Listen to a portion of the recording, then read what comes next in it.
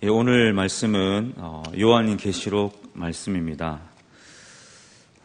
요한계시록 말씀이 정말 지금 현재 우리가 살아가고 있는 이 시대에 필요한 말씀이고, 또 지금 우리가 겪고 있는 여러 가지 시대적 상황 속에서 이 말씀을 통하여 얻을 수 있는 또 은혜와 힘이 크다라고 생각이 되어서 요한계시록 말씀을 묵상하려고 합니다. 요한계시록이 기록될 당시는 95년 전후, 90년에서 100년 사이라고 할 수 있죠. 아직 이제 1세기 100년이 채 되지 않은 그런 시기였습니다. 예수님께서 부활 승천하신 이후에 물론 교회가 폭발적으로 성장하고 선교의 그 확장이 있었지만은 그와 더불어서 박해도 심해졌습니다.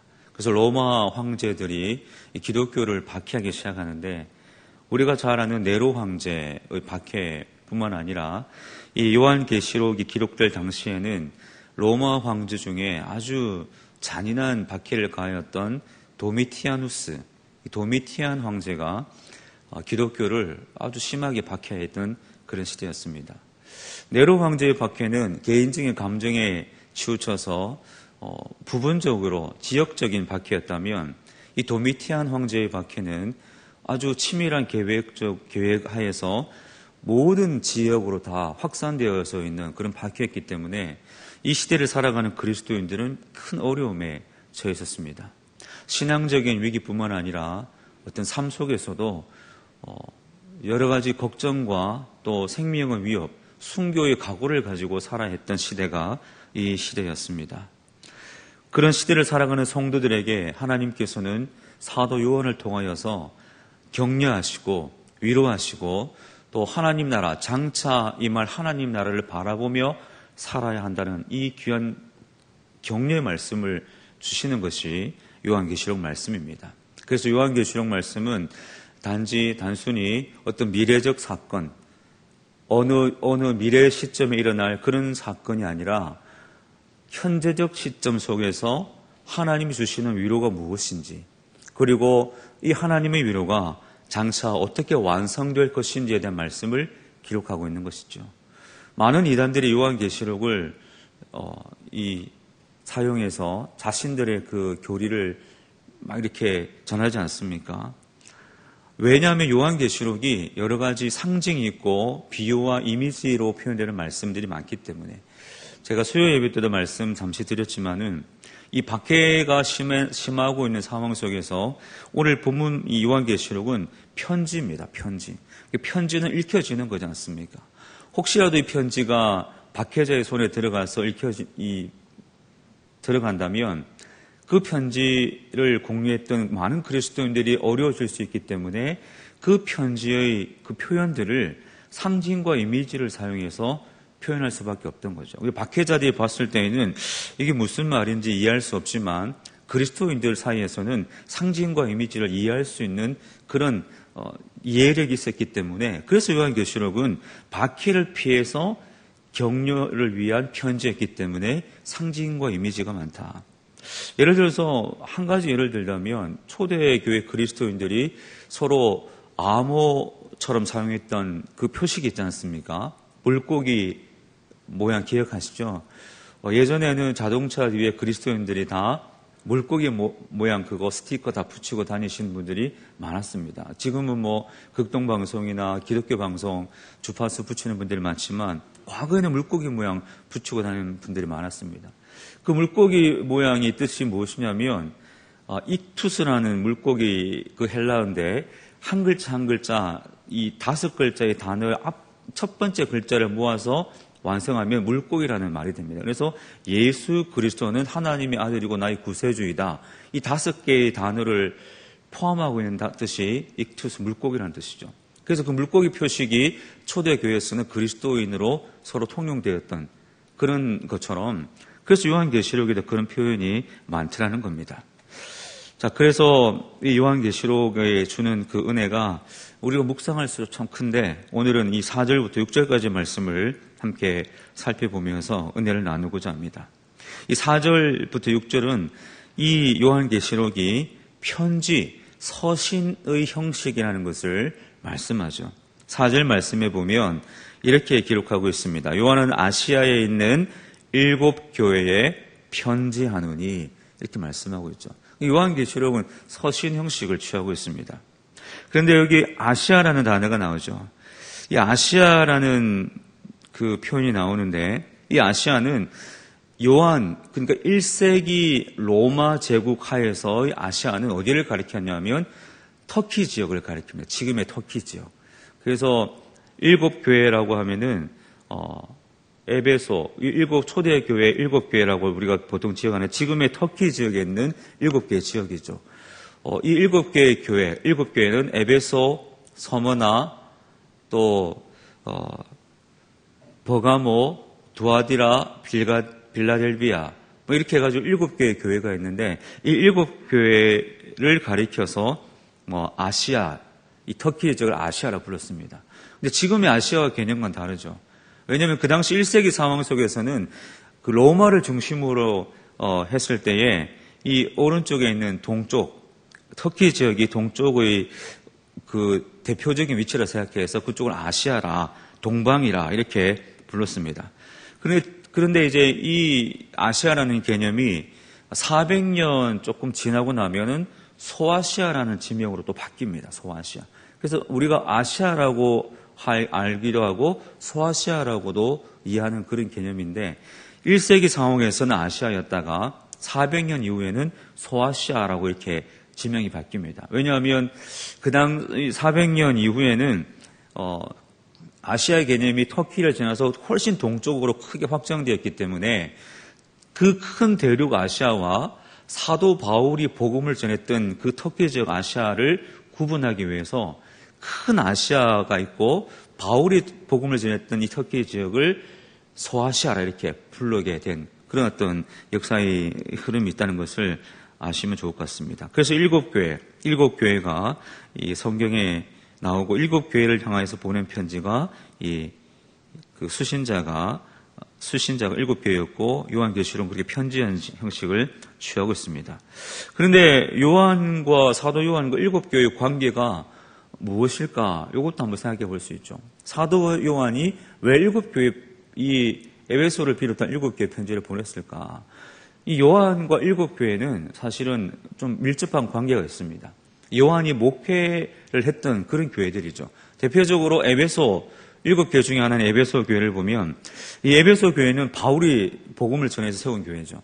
바울이 순교한 이후에 바울의 아들이요 제자였던 디모데가 에베소 교회를 목회를 했습니다. 그런데 에베소 디모데 역시도 바울처럼 순교를 당하죠. 바울이 순교를 당하고 또 디모데가 순교를 당한 그 에베소 교회에 그 다음에 목회자가 요한이었습니다. 요한이 거기에 에베소에 가서 복음을 전하고 목회를 했죠.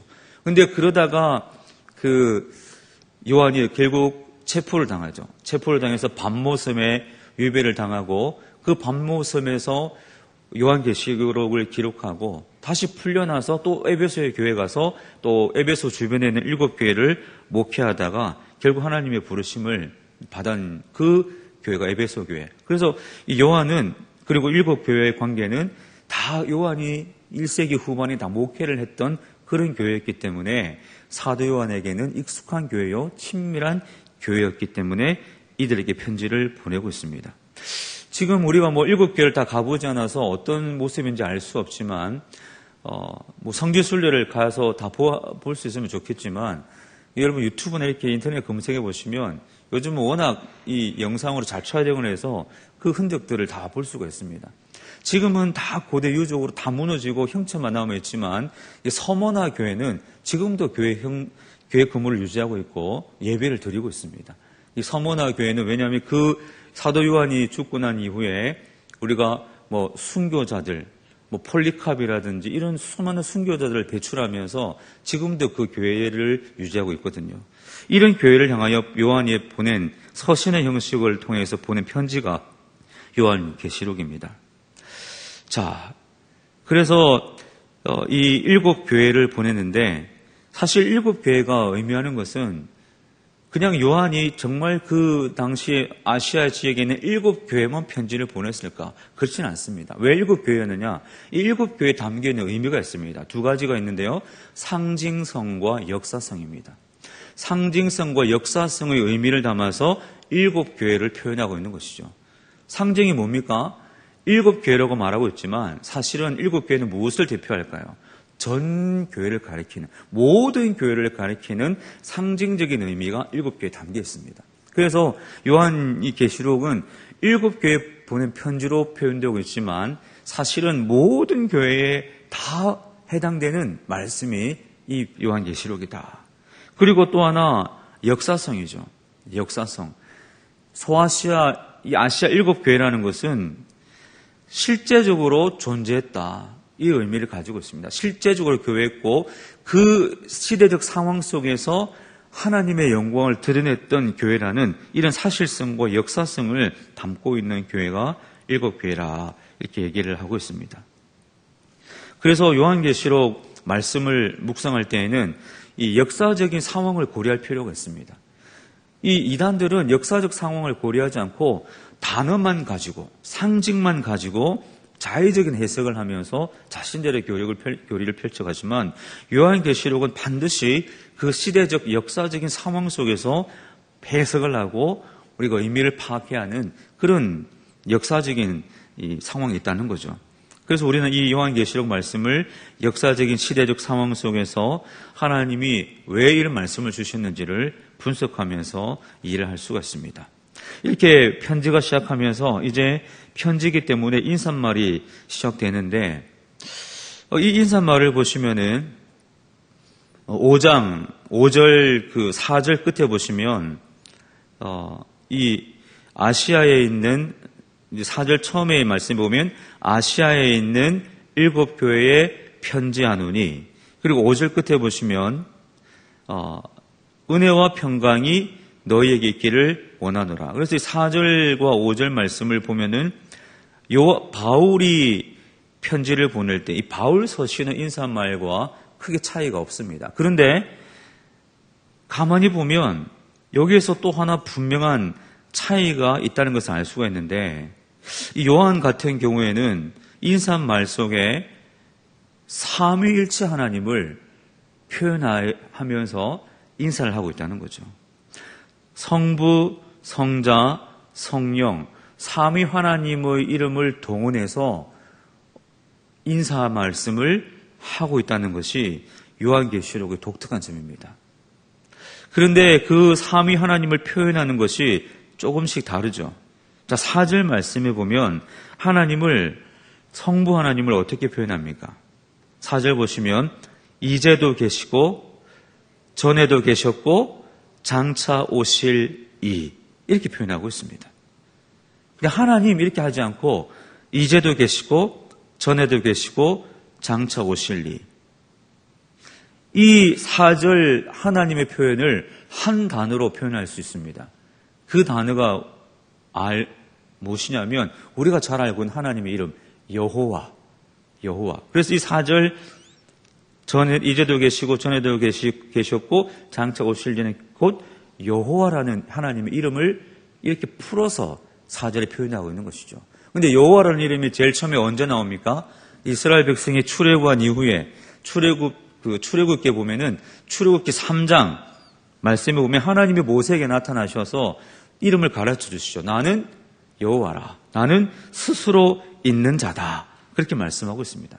그 모세에게 가르쳐 주신 스스로 있는 자 여호와라는 이름이 본문 4절에서는 이제도 계시고 전에도 계시고 장차 오실 시간을 초월해서 계신 하나님으로 표현된다는 것이죠. 우리가 하나님을 요한이 하나님을 이렇게 표현하는 데에는 의미가 있지 않겠습니까? 첫 번째로 이 시간을 보십시오. 우리가 보통 시간을 말할 때는 과거, 현재, 미래 이렇게 말하는데 4절 보시면 하나님을 전에도 계셨고 이제도 계시고 이렇게 말하지 않고 좀 바꿔서 말합니다. 이제도 계시고 전에도 계셨고 장차 오실. 그래서 과거, 현재, 미래 순으로 말하지 않고 현재, 과거, 미래순으로 말씀하고 있습니다. 여기에 의미가 있지 않겠습니까? 제가 서론에 말씀드린 것처럼 그 당시 이 1세기 후반의 성도들은 그 현재적 시점에서 고난을 당하고 있었습니다. 그런데 요한이 그 현재 당하고 있는 고난을 바라보면서 정말 하나님을 어떻게 전하면, 어떻게 소개하면 좋을까? 과거부터 말하는 것이 아니라 하나님은 현재적 시점에서 함께하고 계신다는 것을 말씀하고 위로하기 위해서 하나님을 이제도 계시고 지금도 계신 하나님으로 먼저 소개하고 있다는 거죠. 그래서 이제도 계시고 하나님 지금 여러분과 함께 하십니다. 이것을 강조하면서 인사말을 전하고 있다는 겁니다. 두 번째 말씀, 이제 이 하나님에 대한 표현에서 알 수 있는 것은 하나님을 장차 오실 이라고 표현하고 있죠. 이것도 조금 독특합니다. 자, 이 4절 다시 한번 보십시오. 이제도 계시고 전에도 계셨고 장차도 계실 이가 아니라 장차는 오실 이라고 소개하고 있습니다. 여기 또 하나의 요한의 목적이 있지 않겠습니까? 하나님은 장차, 물론 미래에 계시겠지만 장차 오실이라고 말씀하고 있습니다. 장차 오신다는 것은 무엇이 다가오고 있다는 뜻입니까? 종말이 다가오고 있다는 것이죠. 이 박해의 어려움이 있지만 하나님이 곧 임하실 것이고 곧 오셔서 모든 상황을 정리하시고 하나님 나라를 완성하실 것이라는 장차 오실 그 주님, 종말이 다가오고 있다는 것을 강조하면서 인내하라고 말씀하는 것이 요한의 인사말에 담겨있는 뜻이라는 거죠. 그래서 인사말 속에서 하나님을 이렇게 소개하면서 그 어려움 당하고 있는 성도들에게 이런 하나님을 소개하면서 격려와 힘을 주고 있는 것이 이 서신의 인사말의 내용입니다. 또 마찬가지입니다. 성령 하나님을 그 다음에 소개하죠. 이 짧은 말씀에 굉장히 중요한 신학적 요소들이 많이 담겨 있습니다.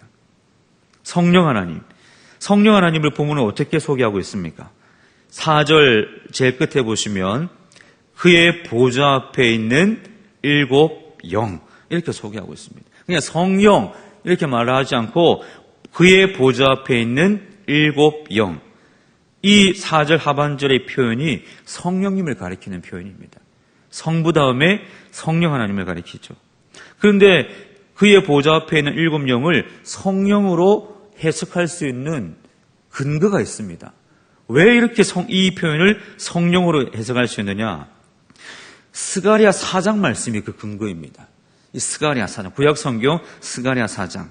스가랴 4장 말씀에 보면 7 등잔, 7 여호와의 7 눈, 7 등잔, 7 눈이라는 표현이 스가랴에 나오는데 그 스가랴의 7 등잔, 7 눈은 성령을 가리킨다라고 스가랴 4장에서 해석을 하고 있습니다. 그런데 요한계시록 말씀에 보면 똑같은 표현 7 등잔, 7 등불, 7 눈이라는 표현이 나옵니다. 그래서 스가랴의 해석에 근거하여 요한계시록에 나오는 7 등잔, 7 눈, 그리고 7 영은 성령을 가리킨다고 해석을 할 수 있다는 거죠. 구약적인 해석에 근거해서 이 본문의 표현을 성령으로 해석할 수 있다는 겁니다. 그래서 성령 하나님은 어떤 분이시냐? 보좌 앞에 있는 영이다 이렇게 말씀하고 있죠. 보좌 앞에 있는 영이다. 보좌 앞에 있다는 것은 하나님의 임재와 하나님의 통치를 수행하는 역할을 하고 있다 그런 뜻입니다. 지금 박해받고 있는 성도들이지만 하나님께서 성령으로 성령 하나님이 임하셔서 성령 하나님이 통치하시고 성령 하나님이 그냥 박해받고 있는 성도들의 상황을 버려두시는 것이 아니라 이 상황을 통치하고 계시며 또 하나님의 역사를 수행하고 있다는 것을 보여주기 위해서 성령 하나님을 인사말에 포함하고 있다는 거죠. 특히 스가랴 4장 6절 말씀에 보면 스가랴 4장 6절 말씀에 보면 이런 표현이 있습니다. 힘으로 되지 아니하고 능력으로 되지 아니하고 오직 나의 영으로 되느니라 그렇게 말씀하고 있습니다. 그 당시에 멈추어져 있는 성전 재건 이것이 힘으로 능으로 되는 것이 아니라 하나님의 능력으로 된다고 말씀하고 있습니다. 하나님의 능력이 임할 때 가능하라 이렇게 말씀하고 있죠. 결국 세상을 통치하고 있는 것은 눈에 보이는 힘과 능력이 아니라 하나님의 영, 성령이 역사를, 세상을 다스리고 있다. 그래서 이 1세기에 박해받고 있는 성도들의 입장도 마찬가지입니다. 로마의 힘이라는 그 권력이 세상을 좌지우지하는 것처럼 보이지만, 그러나 궁극적으로 이 세상을 통치하고 다스리고 있는 분은 누구시냐? 성령 하나님이라는 거죠. 눈에 보이는 그 어려움을 전부 다 판단하지 말고 성령 하나님께서 지금도 왕으로 통치하고 있다는 것을 기억하면서 이 박해라는 어려움을 하나님의 믿음으로 해석하라는 그 의미를 담아서 성령으로 인사하고 있는 요한의 말씀을 우리가 볼 수 있다는 겁니다. 또 하나, 세 번째 남은 분 누구십니까? 성자 하나님.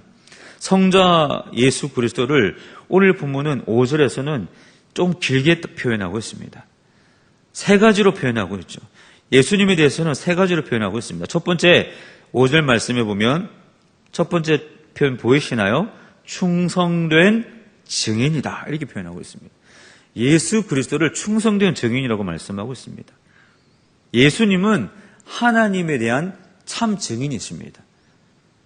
예수님은 하나님에 대한 증인이시죠. 하나님을 다 드러내고 계시고 하나님의 어떤 분이신지를 다 보여주시는 분이 예수님이라는 거죠. 두 번째 표현입니다. 예수님을 또 어떻게 표현하고 있습니까? 죽은 자들 가운데에서 먼저 나신 분. 이것은 부활의 첫 열매가 되셨다, 그런 뜻입니다. 예수님이 부활하셨잖아요. 부활의 첫 열매가 되셨습니다. 부활의 첫 열매가 되셨다는 것은 사망 권세를 다 결박하시고 또한 장차 성도들이 부활할 것에 대한 보증이 되신다, 그런 뜻이죠.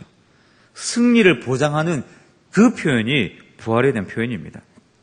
또 세 번째 예수님을 어떻게 표현하고 있습니까? 땅의 임금들의 머리가 되셨다, 이렇게 말씀하고 있습니다. 땅의 임금들의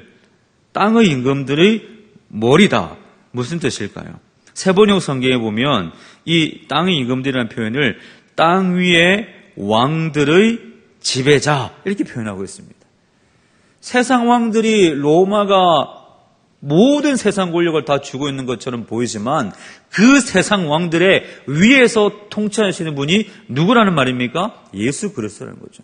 예수 그리스도가 참된 왕이라는 표현을 이렇게 오늘의 말씀에서는 표현하고 있는 것이죠.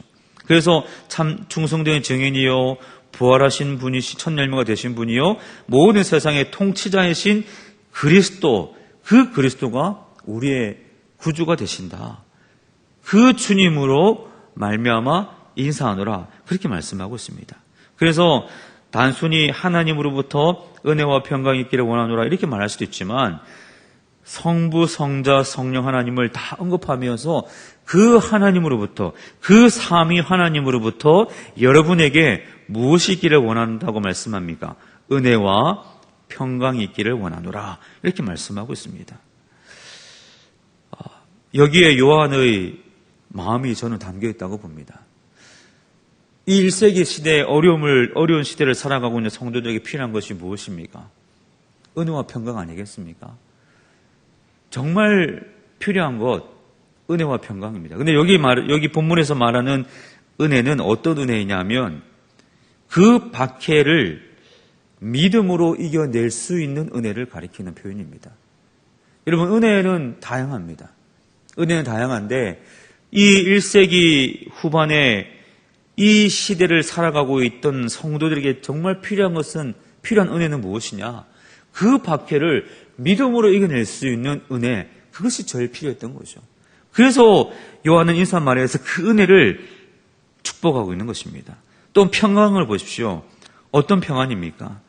여기에서 말하는 평안은 여러 가지 평안이 있겠지만은 은혜와 마찬가지로 극심한 고난과 불안 속에서도 모든 이해를 초월해서 누릴 수 있는 평안, 그 평안, 또 세상에 알 수 없는 평안, 그 평안을 가리켜서 오늘 본문에서는 평안이다. 그래서 어려움을 믿음으로 이겨낼 수 있는 은혜, 박해와 핍박이라는 상황 속에서도 누릴 수 있는 평안, 그 은혜와 평안을 요한은 오늘 수신자된 7교회에 편지하면서 그 은혜와 평강이 임하기를 원하노라 이렇게 축복하는 것입니다.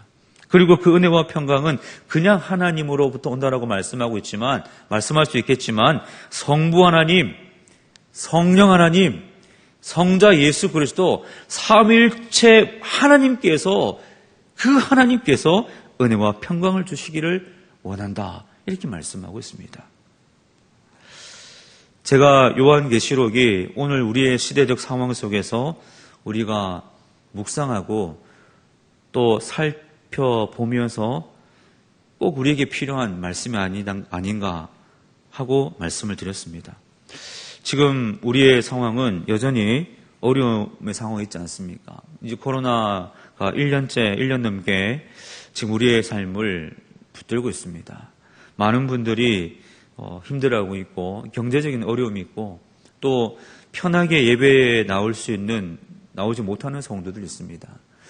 예배 나오고 싶은 마음이 있지만 나오지 못하는 성도들. 제가 청년 2부를 맡고 있는데 청년 2부는 거의 다 직장인들이 많습니다. 이 청년들 출석률이 50% 조금 안 되거든요. 근데 신방을 해보면 왜 나올 수 없느냐 물어보면 직장에서 나가지 말라고 말한다고 이렇게 얘기합니다. 아주 그냥 공문을 보내서 만약에 교회 나가서 코로나 걸리면 그냥 사표 쓸 각오를 하고 교회 나가라 이렇게까지 말한다 하더라고요. 좀 마음이 아팠습니다. 그 성도들의 문제일 뿐만 아니라 이 직장생활 하시는 분들이 다 겪고 있는 문제가 아닐까. 이 교회에 나오고 싶어도 다른 게 바퀴가 아니라 이런 게 어려움이지 않습니까?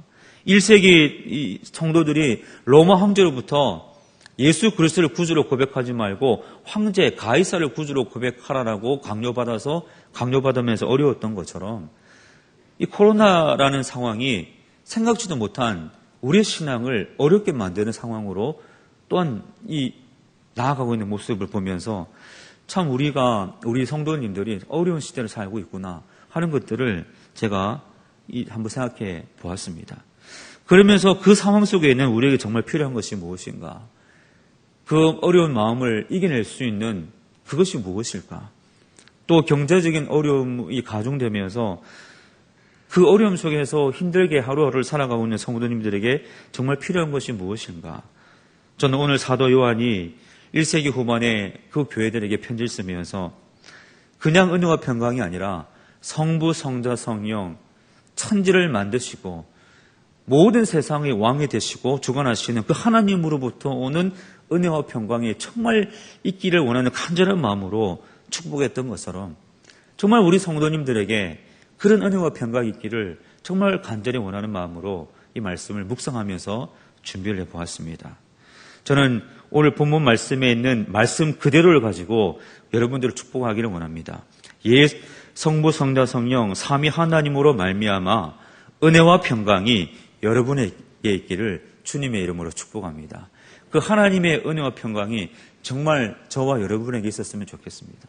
그 은혜와 평강이 있으면 그 은혜와 평강이 있었기 때문에 이 1세기 후반의 성도들 믿음으로 나가지 않았겠습니까? 교회가 무너지지 않았습니다. 끝까지 견디다가 기독교가 든든히 서서 온 세상을 바꿨지 않습니까?